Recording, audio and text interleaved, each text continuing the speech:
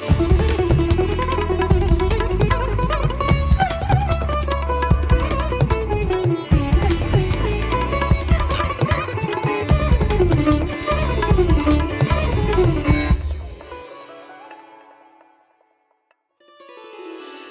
श्री साई राम। साई प्रेम वाणी के हमारे आज के प्रसारण में आप सबका हार्दिक स्वागत है। आज हम आप सबके लिए लेकर आए हैं सुमधुर कार्यक्रमों की मनमोहक श्रृंखला। आज के प्रसारण में आप अवतार वाणी के अंतर्गत श्री भगवान द्वारा दिए गए एक दिव्य संदेश का एक भाग एवं आदर्श जीवन आनंद उपवन कार्यक्रम में एक मधुर कथा वृत्तांत सुनेंगे। तो चलिए कार्यक्रम का शुभारंभ करते हैं।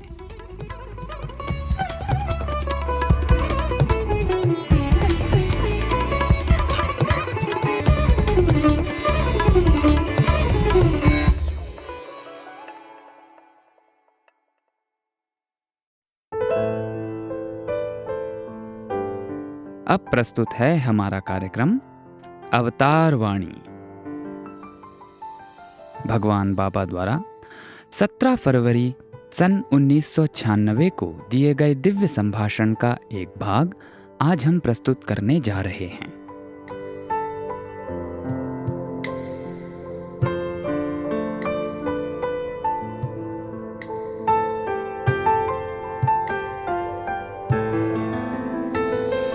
ప్రేమ స్వరూపులారా, కనుకనే విశ్వం విష్ణు స్వరూపం కనుక విష్ణు అనగా వ్యాపకత్వమైనటువంటి వాడు.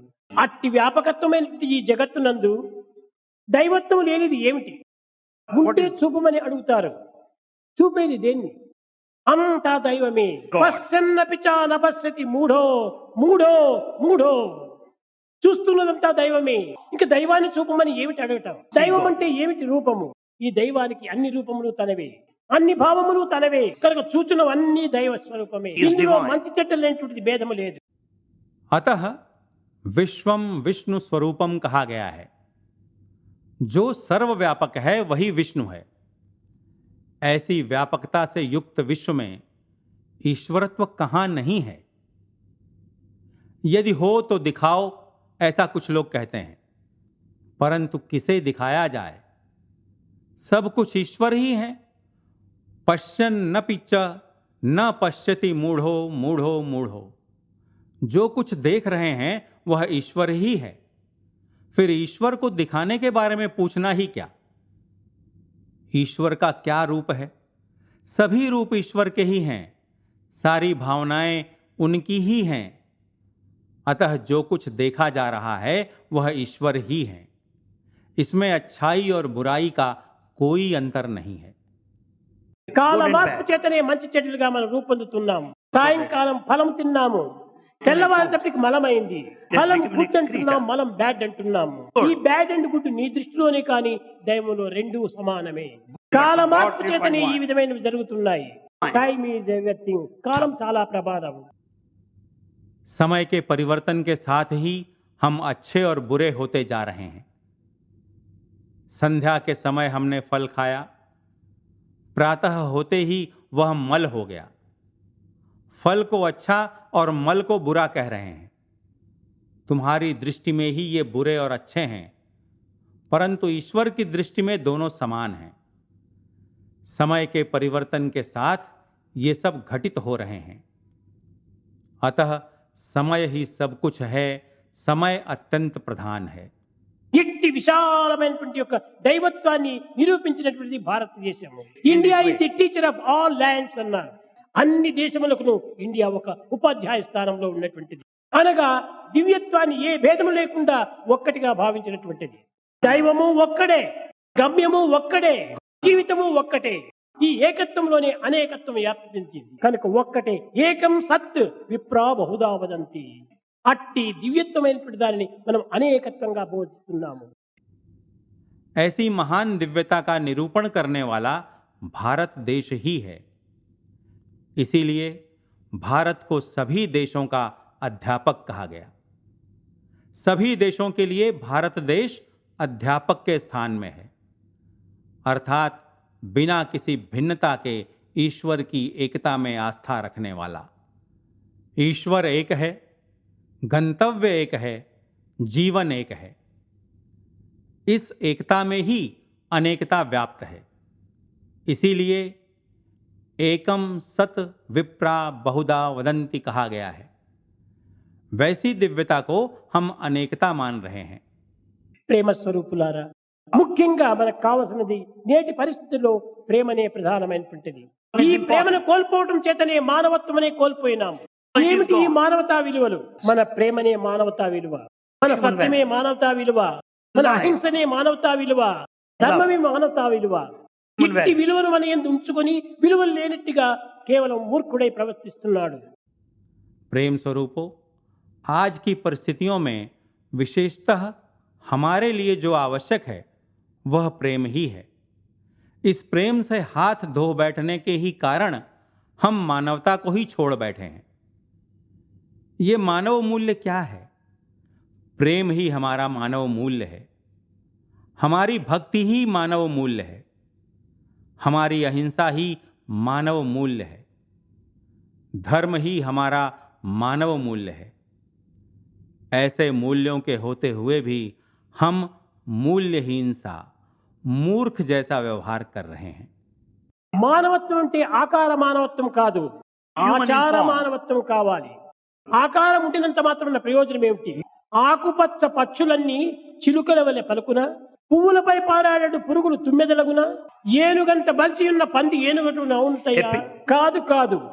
మానవత్వం అనేటువంటిది ఒక్క రూపాన్ని బట్టి కాదు. मानव जीवन का अर्थ आकार में मानव होना मात्र नहीं है, बल्कि आचरण में मानव होना चाहिए। आकार के होने मात्र से प्रयोजन ही क्या? हरे रंग के सारे पक्षी क्या तोते जैसे बोल सकते हैं? फूलों पर रेंगने वाले कीड़े क्या भंवरे हो सकते हैं? हाथी जैसा मोटा होने से क्या सूअर हाथी हो सकता है? नहीं नहीं, मात्र रूप से मानव नहीं हो सकता है। కానీ మానవుడు మానవ జీవితంలో ఉండి కూడాను తన యొక్క దివ్యత్వాన్ని తాను గుర్తించుకోలేకపోతున్నాడు. పువ్వులోని మకరందము తీగలు అనుభవించున, పండులోని మధుర రసము వృక్షం అనుభవించున. ఈ లోకము లోపల సర్వము త్యాగంగానే ఉంటుండాలి. నదులు ప్రవహిస్తున్నాయి, తన జలమును తాను త్రాగటం లేదు. ఆ జలమును పరోపకార నిమిత్తమై పంచుతున్నాయి. వృక్షములు ఫలమును అందిస్తున్నాయి, కానీ ఆ వృక్షములు ఆ ఫలములు భుజించటం లేదు. ఆ ఫలములు కూడా అందరికీ అందిపెడుతున్నాయి. मानव मानव रूप में होते हुए भी स्वयं की दिव्यता से अवगत नहीं हो पा रहा है। लताएं क्या फूल की मधु का अनुभव कर पाएंगी? पेड़ क्या फल की मिठास को चख पाएगा? नहीं। इस संसार में सब कुछ त्यागमय ही है।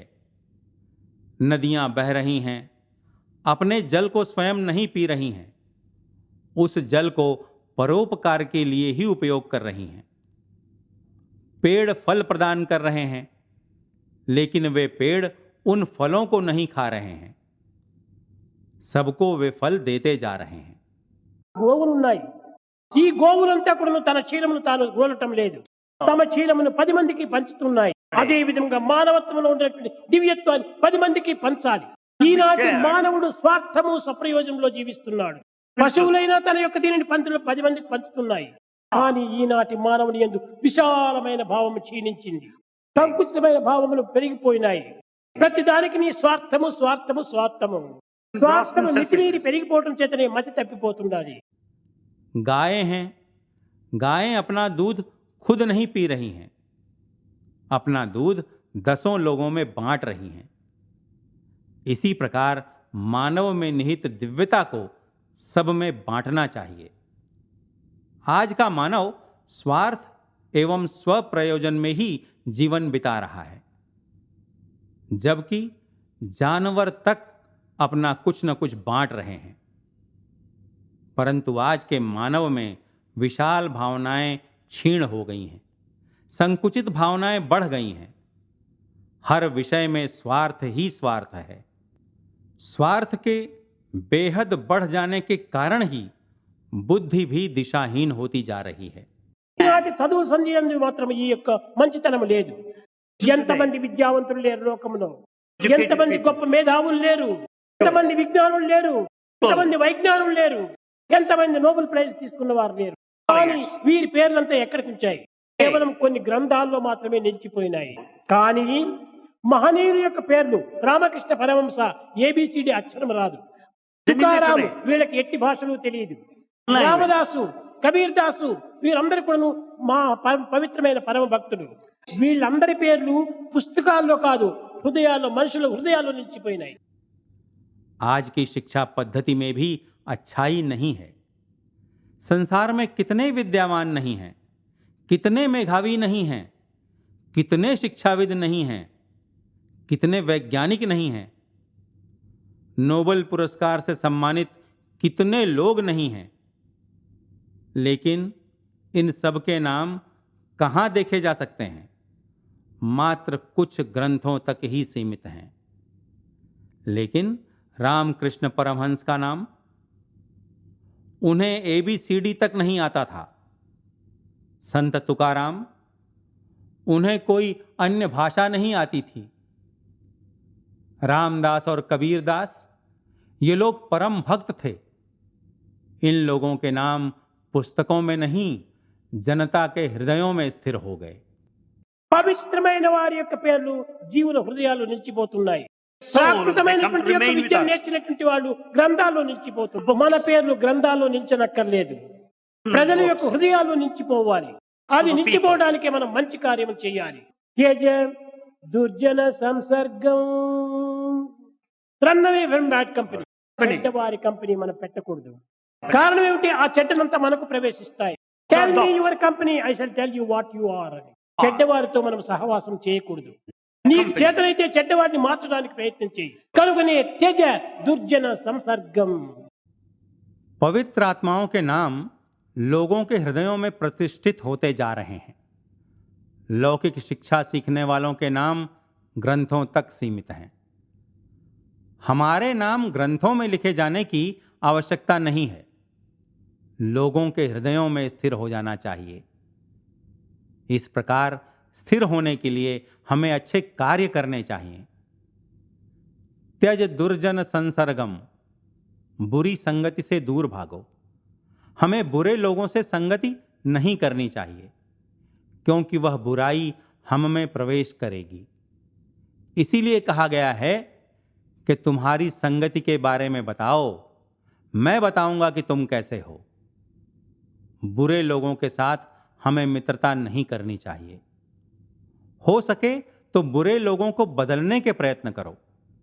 इसीलिए बुरी संगति को त्याग दो। అది చేసినంత మాత్రమే చాలదు. భజ సాధు సమాగమం, మంచివారితో స్నేహం చేయాలి.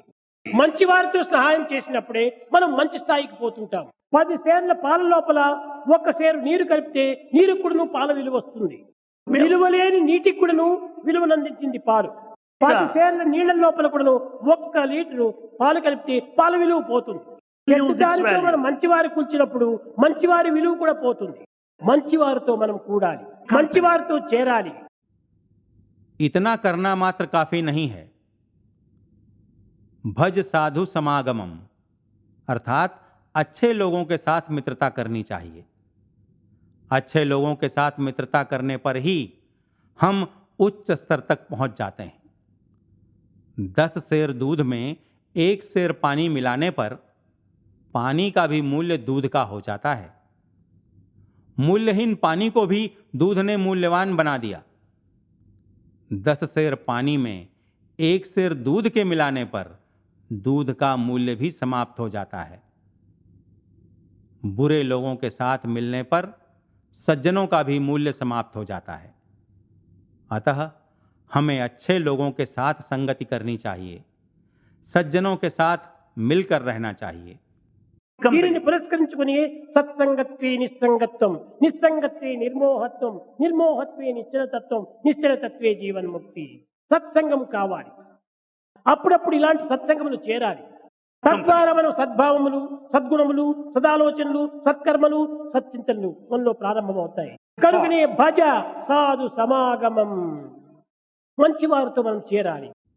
इसी के आधार पर सत्संगत्वे निस्संगत्वम, निस्संगत्वे निर्मोहत्वम, निर्मोहत्वे निश्चलतत्वम, निश्चलतत्वे जीवन मुक्ति कहा गया है।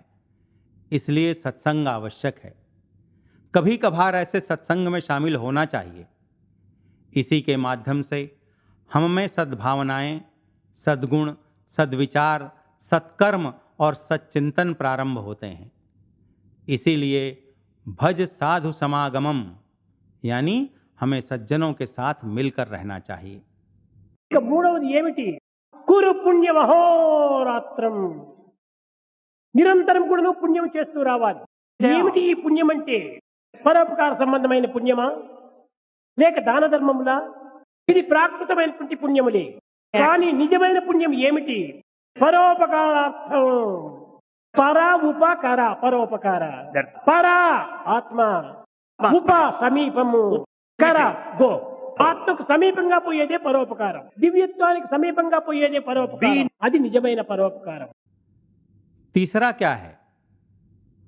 कुरु पुण्य महोरात्रम, निरंतर पुण्य कर्म करते रहना चाहिए। यह पुण्य क्या है? क्या परोपकाराय संबंधी पुण्य, क्या दान और धर्म? ये सब प्राकृत पुण्य है। परंतु सच्चा पुण्य क्या है? परोपकारार्थम, पर उप कर, यानी परोपकार। पर अर्थात आत्मा, उप अर्थात समीप, कर अर्थात जाओ। आत्मा के समीप ले जाने वाला ही परोपकार है। दिव्यता के समीप ले जाने वाला ही परोपकार है। वही सच्चा परोपकार है। కురు పుణ్యమహోరాత్రం. నిరంతరం కూడా నువ్వు దైవంతో ఉండు. Be with God, do with God, see with God, drink with God, eat with God. అంతా దైవంతోనే ఉంటుండాలి. సర్వము దైవ భావంతోనే ఉంటుండాలి. ఇది నిజమైన పరోపకారం. कुरु पुण्य महोरात्रम, निरंतर दिव्यता के साथ रहो, दिव्यता के साथ करते रहो, दिव्यता के साथ देखो, दिव्यता के साथ पियो, दिव्यता के साथ खाओ। सब कुछ ईश्वर के साथ ही होना चाहिए। सब कुछ ईश्वरीय भावना के साथ ही होना चाहिए। यही सच्चा परोपकार है। కనుకనే కురు పుణ్యమహోరాత్రం. రాత్రిం పగలు కూడా నువ్వు దైవ చింతన. ఏ పని చేసినప్పటికీ this is God work, God work, God work, God work. ఈ గుడ్ వర్కే గాడ్ వర్క్ గా మారుతుంది. అతి పవిత్రమైన భావాలతో మనము జీవితాన్ని గడపాలి. ఇంకా నాలుగవది ఏమిటి? ఇది ఒక విధమైనటువంటి మానవత్వంలో నిత్య జీవితంలో జరపవలసినటువంటివి. నిత్య జీవితంలో ఉండవలసినటువంటివి ఏవి ఈనాడు మానవుడు అనుభవించటం లేదు, ఆచరించటం లేదు. అనగా నిత్యం అనిత్యతాం అన్నాడు. ఏది నిత్యము, ఏది అనిత్యము అనేటువంటిది ఆ డిస్క్రిమినేషన్ మనం తెలుసుకోవాలి. अतः कुरु पुण्य महोरात्रम, अर्थात दिन रात ईश्वर का ही चिंतन करना चाहिए। चाहे जो भी काम करें, ईश्वर का काम, ईश्वर का काम, ईश्वर का काम, ईश्वर का काम मानना चाहिए। यह अच्छा काम ही ईश्वर का काम हो जाएगा। अतः ऐसी पवित्र भावनाओं के साथ हमें जीवन बिताना चाहिए। अब चौथा क्या है? इसे दैनंदिन जीवन में सतत करना चाहिए। दैनंदिन जीवन में जो कुछ होना चाहिए और करना चाहिए उन्हें मानव नहीं कर रहा है। स्मर नित्यम नित्यताम, अर्थात क्या नित्य है और क्या अनित्य, ऐसे विवेक को हमें बढ़ाना चाहिए। ఏది మనకు పర్మనెంట్? ఇవన్నీ కూడా కేవలము గాలితో చేరినటువంటి మేఘములే. మన సుఖము, దుఃఖము, ఆనందము, సౌఖ్యము, సంతోషం అన్ని కూడా పాసింగ్ క్లౌడ్స్. కానీ ఇన్ని క్లౌడ్స్ ఎన్ని కదిలినప్పటికీ సూర్యుడు చక్కగానే ఉంటాడు. అది మన బుద్ధిని మాత్రం మార్చకుండా చూసుకోవాలి. ఈ బుద్ధి వల్లనే మానవత్వం దివ్యత్వంగా మారుతుంది. కనుకనే అతని బుద్ధిమంతుడు అంటారు. ఆ బుద్ధిని మాత్రము మనం గడ్డి తినకుండా చూసుకోవాలి. మనసు మారినా పర్వాలేదు. क्या शाश्वत है? ये सब हवा के साथ जुड़े हुए बादल ही हैं। हमारे सुख, दुख, आनंद, सुविधा, संतोष सब कुछ बह जाने वाले बादल ही हैं। इतने बादलों के बहते जाने पर भी सूरज ठीक ठाक ही रहता है। हमें सावधान रहना चाहिए कि बुद्धि परिवर्तित न हो जाए। इस बुद्धि के ही कारण मानवता दिव्यता में परिवर्तित होती है। इसीलिए किसी को बुद्धिमान कहते हैं। इसलिए हमें सतर्क रहना चाहिए कि बुद्धि का दुरुपयोग न हो, चाहे मन क्यों न बदल जाए। Mind is like a mad monkey. Body is like a water bubble. Don't follow the body, don't follow the mind. Follow the conscience. అది ఏ బుద్ధి తత్వము. దానిని మనం అనుసరించాలి. అట్టి దానిని మనం అనుసరించినప్పుడే సక్రమమైన మార్గంలో మనం ప్రవేశిస్తాం. ప్రతి దానికి మన బుద్ధియే మనకు సాక్ష్యము. మన బుద్ధి పవిత్రంగా, నిర్మలంగా, నిశ్చలంగా, నిస్వార్థంగా ఉండినప్పుడు దేనికి మనం భయపడనక్కర్లేదు. मन एक पागल बंदर के समान है, शरीर एक पानी के बुलबुले के समान है। इसलिए शरीर का अनुसरण मत करो, मन का अनुसरण मत करो, बल्कि अंतरात्मा का ही अनुसरण करो। वही बुद्धि तत्व है, हमें उसी का अनुसरण करना चाहिए। उसका अनुसरण करने पर ही हम सही मार्ग में प्रवेश कर सकते हैं। हर विषय के लिए हमारी बुद्धि ही गवाह है। यदि हमारी बुद्धि पवित्र, निर्मल, निश्चल और निस्वार्थ होती है तो हमें कदापि नहीं डरना चाहिए। ఎక్కడ భయం వస్తుంది, దోషముల దగ్గరనే భయం వస్తుంది. దోషము లేని దగ్గర భయానికి అవకాశమే ఉండదు. ఏ పని చేసినప్పటికీ దైవ కార్యంగా మనం భావిస్తాం. ఇది నా పని, నీ పని కాదు. అందరూ కూడాను దైవ దీంట్లో ఒక మెంబర్సే. అందరూ దైవం యొక్క బిడ్డలే.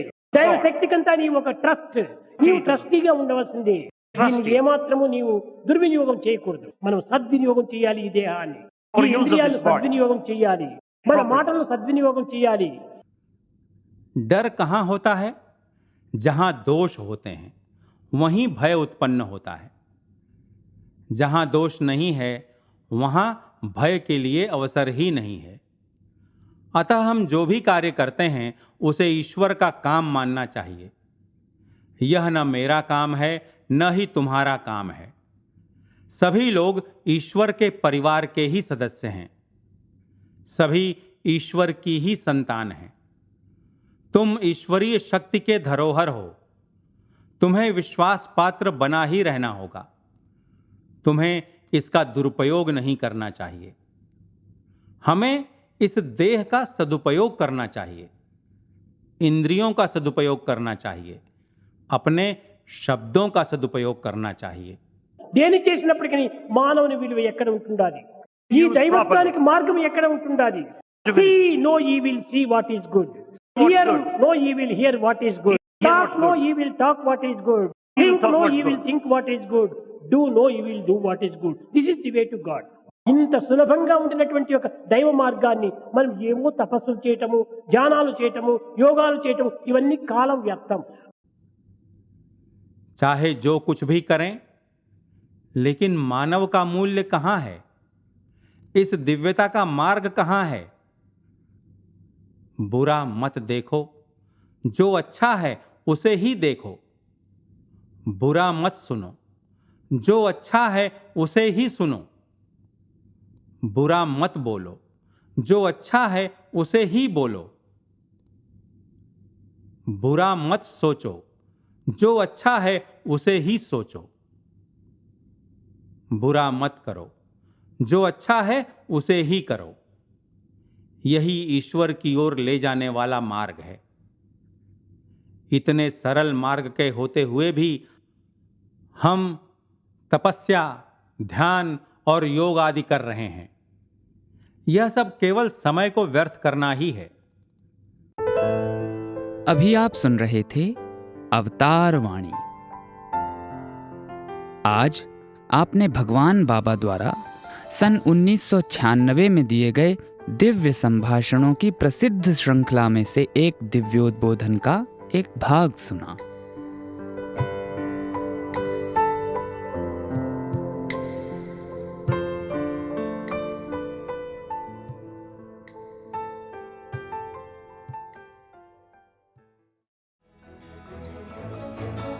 इसी के साथ हमारे साईं प्रेम वाणी कार्यक्रम का समापन होता है। उम्मीद है हमारा आज का कार्यक्रम आपको पसंद आया होगा। आपके सुझावों को हम तक व्हाट्सएप द्वारा जरूर भेजें। हमारा व्हाट्सएप नंबर है 9393258258 93 93 258 258। हिंदी भाषा में हमारी ये सभी प्रस्तुतियां YouTube पर भी उपलब्ध हैं। इन्हें वहां देखने सुनने के लिए हमारे YouTube चैनल को सब्सक्राइब करें और कमेंट बॉक्स में अपने सुझाव देना ना भूलें।